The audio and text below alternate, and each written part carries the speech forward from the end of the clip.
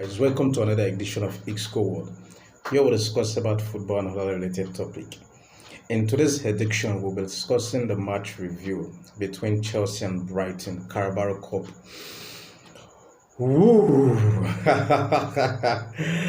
Let's go. Let's quickly talk about the lineup that both teams used. But before we talk about the lineup, I want you to like, share, and subscribe.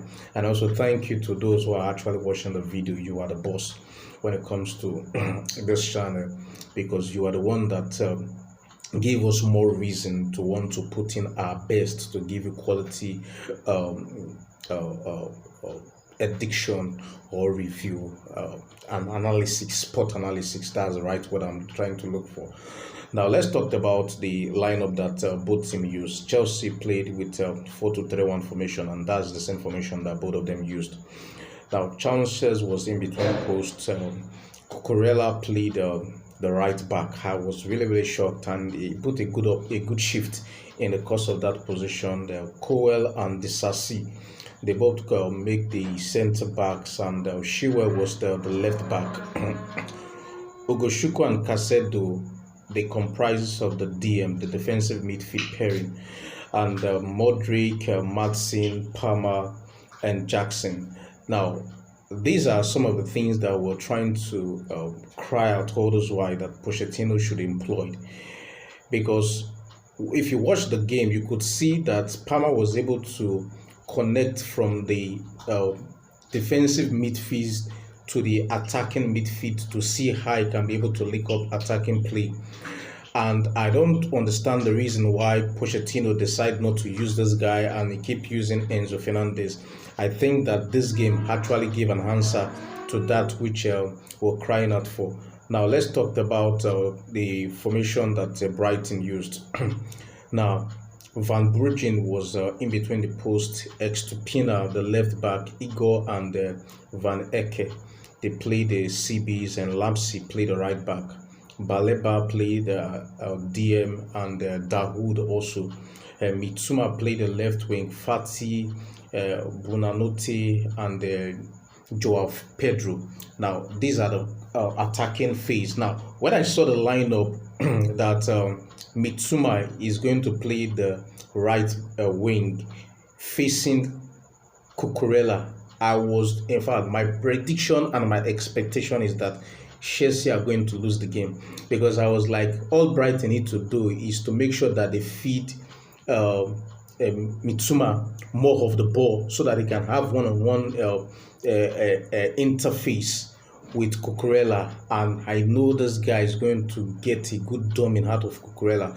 But I was so shocked with the performance Cucurella put up. Yes, the first half was completely dried, and I could really understand that, because Chelsea, they are trying to play safe.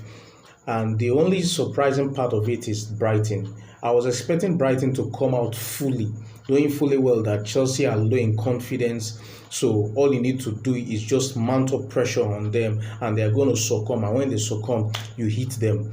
And by the time you're able to get one, Chelsea, they are not good in scoring. They've been creating chances, but they've not. So I was so surprised that Mituma had a quiet game. Cucurella put him on a shake. Now, in the course of the first half, Sanchez almost did a blinder, because I don't understand why will you pass the ball to your opponent Pedro in front of you in the 24th minute. And thank God that Pedro actually mixed that, because if he had hit that, definitely Chelsea, they were in for a big problem. And in the 33 minutes, I was surprised that they made the same mistake. Now, you discovered that Caicedo was under pressure, so I don't see the reason why Sanchez would give him the ball, and he was easily displaced. Yes, Chelsea, they are clamoring for a free kick, but sometimes you are not the official. And thank God that they missed that. And I was just saying at this point that this is a reality check. If Chelsea do not stop this, definitely if Brighton have a third opportunity, they are going to pepper our nets really bad. And one thing I saw also, the ref was not being fair. Thank God that the moment the second half began, in the 50th minute, Chelsea, they finally got their goal. What a lovely pass from Palmer. Now, this guy has a vision. Hence, we're saying play this guy as the attacking midfield. A nice pass to Nicholas Jackson. All Nicholas Jackson needs to do was just hit the ball. Now, because the keeper was not expecting that clever pass, was the reason that the keeper was completely dumbfounded in that point. He did not move. Thank God, Chelsea had a goal.